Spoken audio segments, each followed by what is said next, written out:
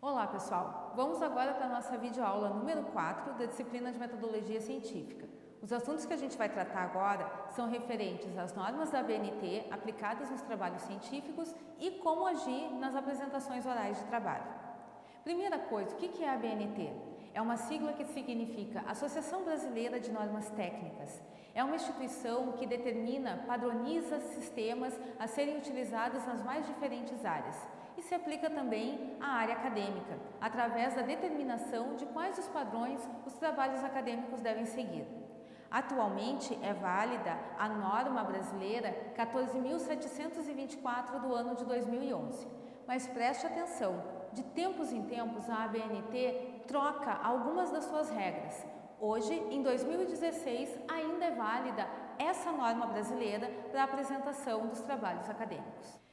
Como vocês podem ver, é um material que estabelece as principais regras.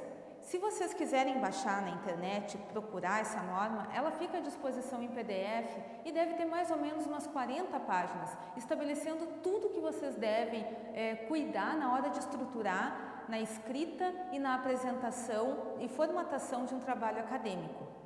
No entanto, nós veremos agora as regras que são mais exigidas em todos os trabalhos que vocês farão na vida acadêmica, tanto na faculdade quanto no ensino técnico. Começamos pelo formato. Todo trabalho acadêmico, ele é apresentado em folha no tamanho A4, sempre esse tamanho. Pode ser reciclada ou branca, não tem problema. Somente é usado um lado da folha, nunca frente e verso. A fonte ou tipo de letra que vocês podem e devem usar é ou Arial ou Times New Roman. E quanto à cor das impressões, é sempre preta. Para ilustrações, são permitidas cores, mas para textos, exclusivamente preto. Outra regra aplicada está em relação às margens. Como vocês podem perceber, margem superior e esquerda é exigido 3 centímetros de margem, enquanto direita e inferior, 2 centímetros. É muito simples de resolver isso no editor de texto. Basta ir no ícone, formatar, página e determinar as margens. Fazendo isso em uma das folhas do arquivo, o arquivo inteiro fica formatado da maneira como precisamos. Outra coisa que é exigida, o espaçamento entre linhas, é de 1,5. Todos os textos, espaçamento entre linhas de 1,5. Da mesma forma, marca o texto, vai em formatar, parágrafo, espaçamento entre linhas, escolhe a opção 1,5. Mas tem exceções. Quando o espaçamento for para notas de rodapé, referências, legendas de ilustrações e tabelas, deixamos de usar espaçamento em e-mail e passamos a usar o espaçamento simples. A gente também tem que colocar uma numeração nas páginas, porque como nós vimos nas estruturas de trabalho nas aulas anteriores, todo o trabalho acadêmico se divide em materiais pré-textuais, textuais e pós-textuais. Sempre as folhas do material pré-textual, que são capas, listas, sumários, epígrafes, agradecimentos, nada disso é numerada a página. No entanto, todas essas páginas são contadas. A numeração de página só começa a aparecer a partir da introdução. Se por acaso eu tenho 4 folhas antes da página da introdução, significa que a introdução será a página número 5. E esse número de página deve aparecer no canto superior direito, como a gente pode ver agora também. Sempre nós vamos usar algarismos arábicos e no canto superior direito da folha, com a especificação de 2 centímetros, como está mostrado no material. A questão dos títulos. Os títulos eles são divididos conforme o seu grau de importância. Quando eu tenho um título, que é o título de um capítulo ou de uma seção, ele tem um único número. É escrito todo em maiúsculo e em negrito. Quando ele é um subtítulo, ou seja, ele é uma continuação daquele capítulo principal, ele vai levar 2 números, será escrito todo em maiúsculo e sem negrito. E quando ele é o subtítulo do subtítulo, que é a seção, nós vamos colocar 3 números indicando que ele continua sendo uma explicação daquele subtítulo e a primeira letra de cada palavra será em maiúsculo e as demais em minúsculos. Podemos ver através desse mostruário essa situação. Então, título principal, um número, tudo em negrito, maiúsculo. Subtítulo, 2 números, tudo em maiúsculo, não vai negrito. Título do subtítulo, 3 números, primeira letra em maiúsculo, demais em minúsculo, não leva negrito. Entramos agora numa situação das citações. Vamos lembrar o que é uma citação. Citação é todo aquele material que a gente utiliza, texto ou informação, que nós retiramos de algum lugar ou da ideia de alguém. Ou seja, a citação é quando nós referendamos algo que não foi criado por nós. Nós temos 2 formas de citação: citação direta e citação indireta. Além disso, a citação direta, ela pode apresentar 2 características. Pode ser considerada citação direta curta, quando tiver até 3 linhas, e citação direta longa, quando ocupar mais do que 3 linhas. Vamos ver como elas se organizam no trabalho. A citação direta curta, ou seja, aquela que ocupar até 3 linhas, ela deve ser escrita no próprio corpo do texto, não será retirada. Ela será indicada no corpo do texto através do símbolo das aspas. Quando eu tenho uma informação, como esse exemplo de um livro do Peter Drucker, eu vou colocar o que eu tinha de ideia. Então, numa cultura organizacional que favoreça a aprendizagem, as pessoas sabem que necessitam buscar mais conhecimentos e que nunca o saber será completo, pois, abre aspas, é da natureza do conhecimento que ele mude rápido e que as certezas de hoje se tornem os absurdos de amanhã. Isso não são palavras minhas, são palavras de Peter Drucker no livro que ele escreveu em 1999 e está na página 121. Ou seja, toda vez que eu usar uma citação direta, eu preciso indicar qual é o autor dessa citação, qual é o ano da obra dessa citação e em que página desta obra se encontra essa informação. E coloco as aspas para indicar que é uma ideia que não é minha. Toda vez que qualquer pessoa ler um texto acadêmico e encontrar aspas no texto, entenderá que eu estou me referindo à ideia de outra pessoa e que será referendada. A citação direta longa, que é aquela que ocupa mais de 3 linhas, ou seja, de 4 linhas em diante e não tem um número máximo de linhas que tenha que ocupar, ela vai ser colocada em destaque no texto, como a gente vai ver a seguir. Ela precisa ser colocada no texto, a letra no tamanho 10 e não no tamanho 12. Ela será com recuo de 4 centímetros e o espaçamento entre linhas nesse texto de tamanho 10 e recuado 4 centímetros será espaçamento simples.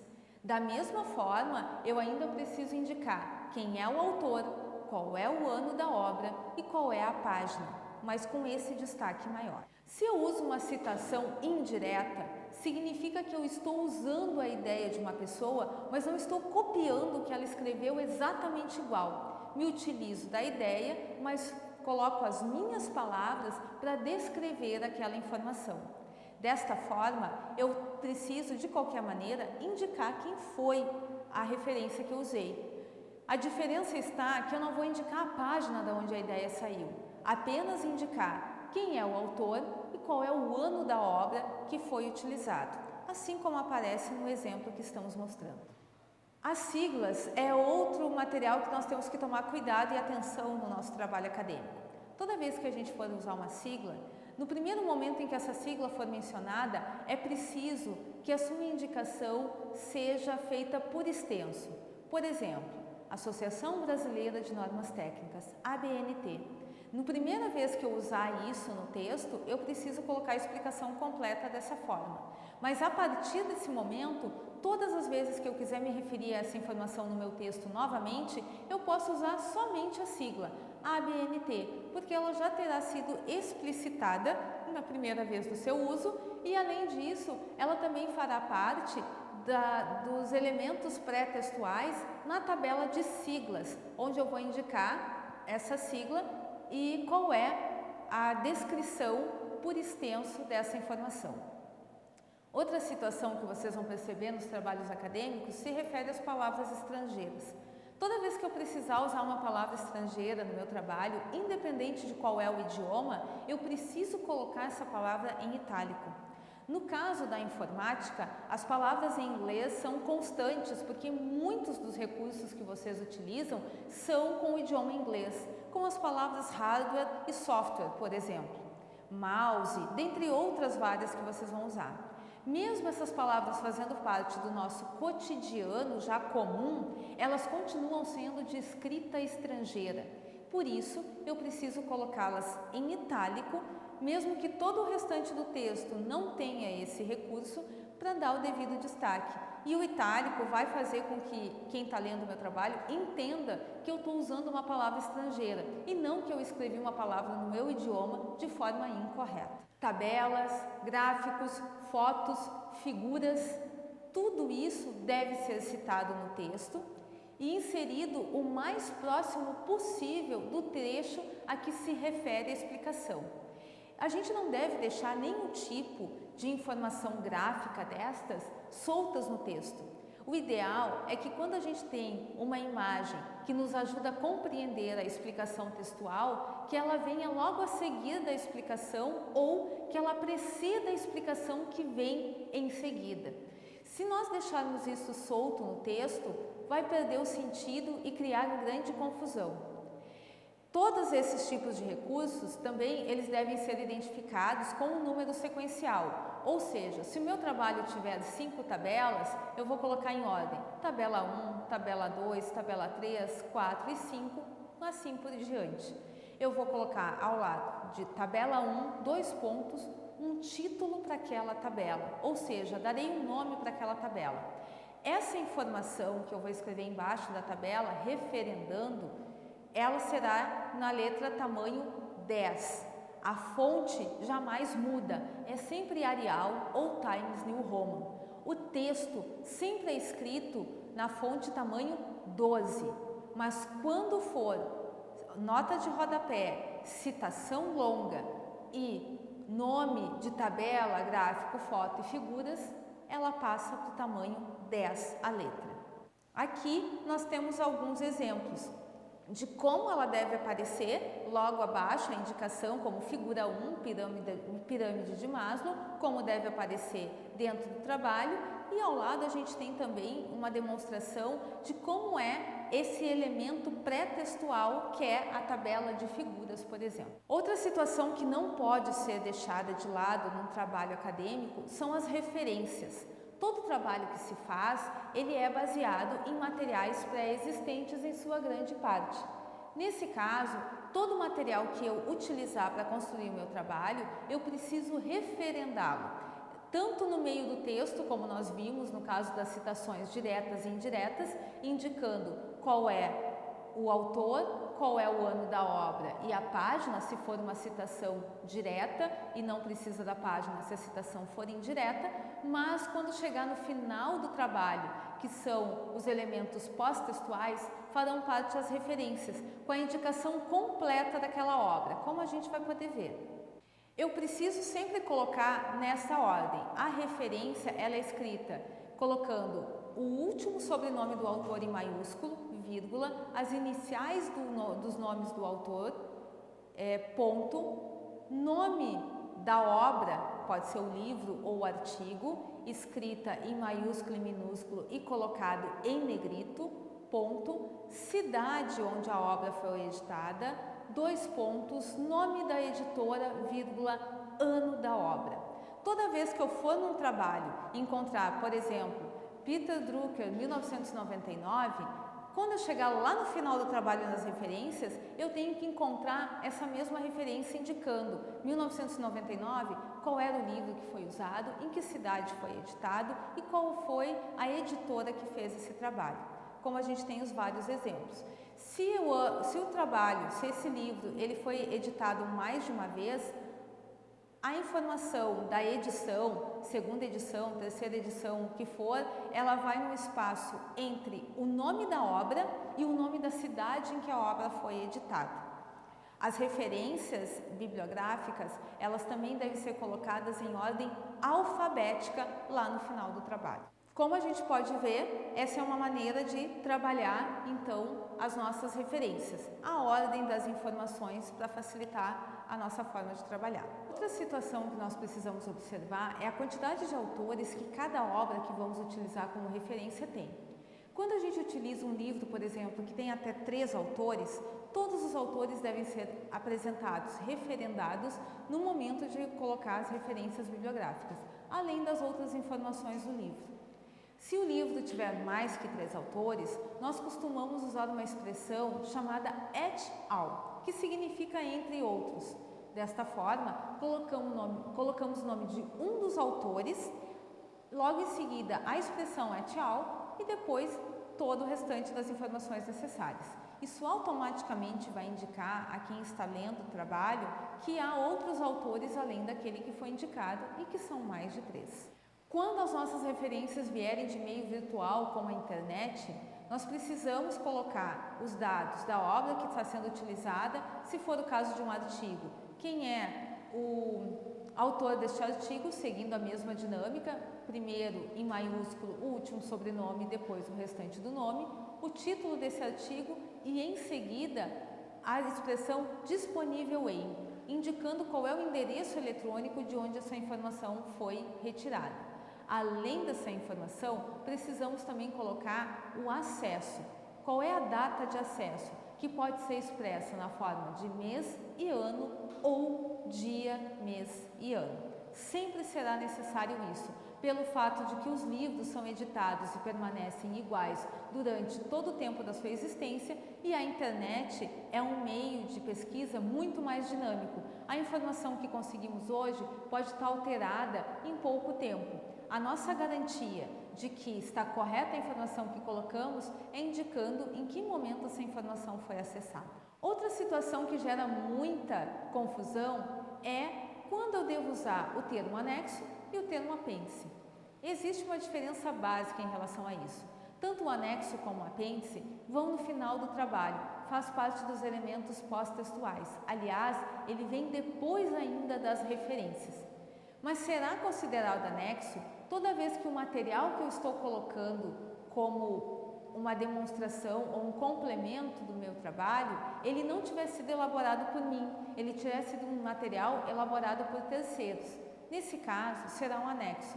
Por exemplo, a foto de algum lugar e eu estou usando essa foto que foi outra pessoa que tirou. Não fui eu que tirei a foto, portanto é um anexo.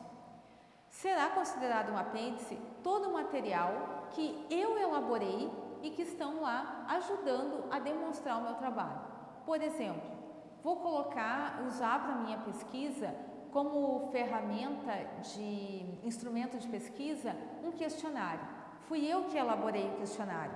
Então eu vou colocar os resultados do questionário no desenvolvimento do meu texto, nos elementos textuais e vou colocar o exemplo desse questionário lá no final do trabalho. Como o questionário foi construído por mim, se trata de um apêndice. Estas são algumas das informações disponíveis na Norma Brasileira 14.724 do ano de 2011, que estão em vigor agora para realizar os trabalhos acadêmicos. Há várias outras, mas como eu disse, essas são as mais utilizadas, por isso me preocupei em trazer isso para vocês. Agora, vamos falar um pouquinho sobre a parte da apresentação dos trabalhos acadêmicos de forma oral. Primeira coisa que nós devemos entender é que a apresentação de trabalhos acadêmicos é uma atividade comum na rotina de estudantes.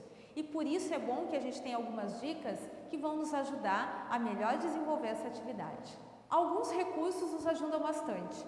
Um deles, básico, é justamente da área de vocês, da informática, os recursos audiovisuais, como é o caso das lâminas de PowerPoint.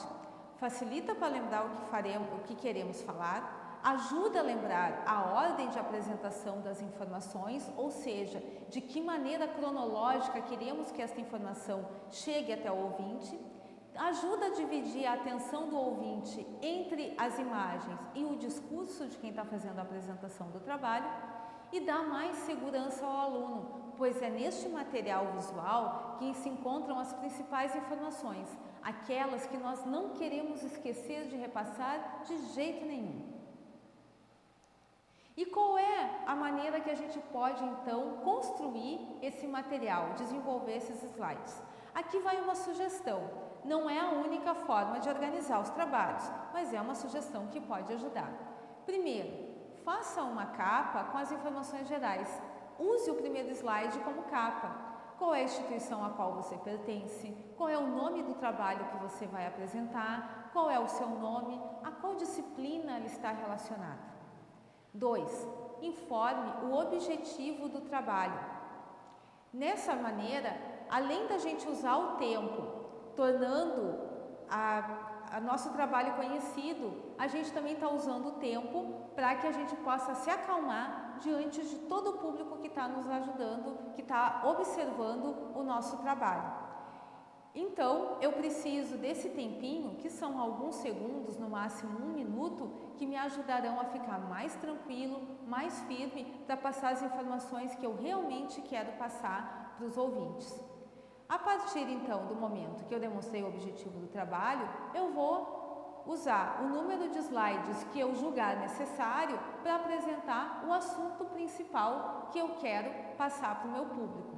Esse assunto principal, ele deve ser apresentado numa ordem lógica e com informações fáceis de serem assimiladas. Eu posso usar os slides com texto, eu posso usar os slides com imagem, que vão ajudar a entender o meu discurso, associando o meu discurso à imagem. Há infinitas maneiras de trabalhar isso.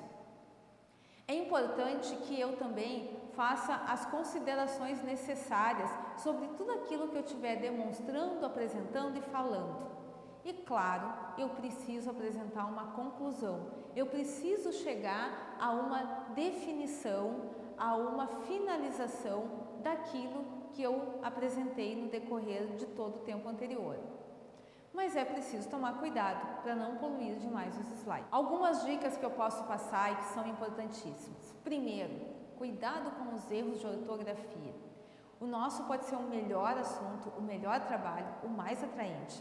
Se tiver muito erro de português, desqualificou todo o nosso conhecimento e trabalho. Não é aceitável que um trabalho acadêmico tenha uma sequência grande de erros de português. Um errinho de ortografia aqui, outro errinho de digitação ali, tudo bem. Um erro por página é inaceitável. Salve o material em mais de uma fonte. É comum de acontecer de nos apresentar o trabalho em algum local e o equipamento não ser compatível com aquele que nós temos. Então, por isso é interessante que eu passe o material para um pendrive, envie para o meu próprio e-mail, faça a impressão desse material para que eu tenha acesso ao material, mesmo que não de forma virtual. Tudo isso vai me ajudar no momento da apresentação do trabalho. Que uma coisa é fato, a gente fica nervoso quando vai apresentar o trabalho. Quanto mais recursos eu tenho de segurança a meu favor, melhor eu vou me sentir.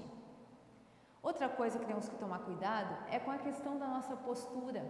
Devemos ser confiantes, porque afinal de contas, fomos nós que fizemos o trabalho e sabemos o que estamos falando. Mas não devemos confundir a confiança com a arrogância. Quem está presente no ambiente em que nós estamos apresentando o trabalho pode saber sobre esse assunto tanto quanto nós. Não podemos desmerecer o público, nos colocar numa posição acima de todos. Não, estamos numa posição de conforto porque realmente entendemos sobre aquilo que estamos falando. Por isso, podemos ser confiantes. Também é importante começar a apresentação de um trabalho saudando o público ou a banca para a qual vamos nos apresentar. Isso é educado, é polido e nos ajuda a relaxar. Dividir a atenção entre a apresentação e o público é essencial. Não podemos ficar de costas para o público ou o tempo todo dando atenção apenas para aquilo para o qual nós estamos trazendo a informação. Essa divisão entre o público e o material é essencial. Precisamos usar uma linguagem correta. O que significa isso? Temos que falar com pompa e formalidade? Não. Mas usar gírias no meio acadêmico não é adequado. Deixamos as gírias para os nossos encontros informais. Na hora de uma apresentação acadêmica, vamos usar a linguagem cotidiana correta, aquela que é fácil de qualquer pessoa entender em qualquer ambiente, em qualquer faixa etária, em qualquer parte do nosso país. Também temos que ter cuidado para falar com um tom que seja compatível com o local. Devemos ter certeza de que todo o público que está nos apreciando realmente está nos ouvindo. Não é o público que tem que fazer força para nos entender e nos escutar. Somos nós que temos que nos esforçar para que todos nos escutem. Cuidado com a postura. Braços cruzados, mão para trás, ficar o tempo todo se balançando. Não é uma boa alternativa. Se eu tenho dificuldade com as mãos, uma maneira é usar uma caneta. Eu posso ficar segurando uma caneta, porque isso vai fazer com que eu estabeleça qual é o limite de espaço dos meus braços. Mas nada de ficar mexendo na tampa da caneta o tempo todo. Ou ficar com uma caneta que a gente tem que apertar fazendo aquele clique insuportável sem parar. Pega a caneta sem tampa e simplesmente fica com os braços parados. A apresentação pessoal é outra coisa que a gente deve cuidar no momento de uma apresentação oral de um trabalho acadêmico. Nós não valemos pela nossa aparência, nós valemos pelo nosso conhecimento, mas a nossa aparência revela um pouco do que somos. Se eu chego num ambiente com uma aparência completamente desleixada, a impressão que as pessoas terão é que a minha pesquisa foi feita de qualquer jeito, porque eu não dei importância. Então, é preciso que a gente tenha uma certa atenção a essa questão da apresentação pessoal. Para apresentar um trabalho, é bom que a gente use uma roupa que seja confortável para a gente, que tenha cores neutras, uma apresentação, uma vestimenta discreta. Por exemplo, as mulheres, se eu sempre uso calçados baixos, não tem necessidade de usar um calçado com salto 15, um sapato com salto 15 no dia da apresentação do trabalho. Já estarei nervosa pelo conteúdo e ainda estarei desconfortável pelo que eu estou usando na minha vestimenta. Posso ir, então, com um sapatinho fechado, mais elegante, porém não tão alto. Da mesma forma, os meninos nunca usam gravata. No dia da apresentação, vou usar gravata. Vá com uma camisa que pode ficar fechada até a altura da gola, aberta só aqui em cima. É uma apresentação discreta, agradável para qualquer ambiente, senta com qualquer tipo de assunto e não vai fazer feio para ninguém. Jamais use chapéu ou boné ou óculos escuro durante a apresentação de um trabalho. Isso é uma coisa que significa falta de respeito com o ambiente e com as pessoas presentes. Mulheres, cuidado com a maquiagem, cabelo e o uso de joias ou bijuterias. Nada extravagante demais. Uma maquiagem discreta, apenas para ressaltar a beleza que já existe. Cabelo pode ser curto, se for curto pode ser preso ou pode ser solto, da mesma forma que o cabelo longo. Vai do jeito que cada um se sente melhor. Mas se há um hábito de mexer no cabelo o tempo todo sem parar, o ideal é ir com o cabelo preso. E outra coisa, atenção com a higiene pessoal de forma geral. Nada de chegar com uma roupa com manchas ou amarrotadas, nada de chegar com uma aparência de que saiu de uma maratona e não tomou um banho. Não, precisamos ter uma apresentação que seja leve, porque o que nós queremos que realmente chame a atenção é o conteúdo do nosso trabalho e a informação que nós temos para passar. Nervosismo é natural, sempre, mas a gente pode contornar isso. Os 2 primeiros minutos são os mais difíceis no momento da apresentação de um trabalho oral. Depois desse tempo, a gente entra no ritmo e segue de uma maneira que às vezes nem a gente acredita que tinha tanto potencial. Quanto mais coisas eu tenho organizadas antes, maior será a minha segurança para começar essa apresentação. Então, faça o trabalho antes, treine em casa e na hora do trabalho tenho certeza que vocês vão se sair muito bem. Para que isso realmente aconteça, o que eu posso fazer para lidar com situações como a timidez, por exemplo? Bom, a timidez ela é trabalhada através da questão da prática. E eu preciso então realmente trabalhar a prática tanto na parte escrita quanto na apresentação oral. Como que será essa prática na escrita? Vocês podem, por exemplo, escolher um texto de um jornal ou de uma revista, um texto qualquer de um assunto que é de interesse de vocês. Recorte esse texto, leia, reescreva esse texto e peça para outra pessoa ler. Pergunte o que ela entendeu sobre o texto. Se ela conseguiu passar as mesmas informações que estavam no texto inicial, significa que você conseguiu fazer uma boa escrita daquilo que se propôs. Se a pessoa enfrentar dificuldades, significa que precisa um pouco mais de treino e atenção. Com o tempo, a facilidade na escrita vai se tornando natural. É simples treino. Na apresentação oral, uma das maneiras é treinar na frente do espelho. Isso dá a sensação de que de fato tem pessoas nos olhando, que é o que vai acontecer quando a gente tiver que apresentar um trabalho para um público. Pessoas estarão nos olhando. Pegue o texto, comece fazendo a leitura do texto sem olhar para o espelho. No segundo momento, faça a explicação do texto lido se olhando no espelho. São maneiras de começar a treinar a parte oral. Bom, pessoal, essas eram algumas dicas que eu tinha para passar para vocês, que serão úteis, como eu disse, não só nesse curso, mas em toda a carreira acadêmica de vocês. Eu desejo a todos um bom curso e muito sucesso na carreira profissional que escolheram. Até uma próxima vez.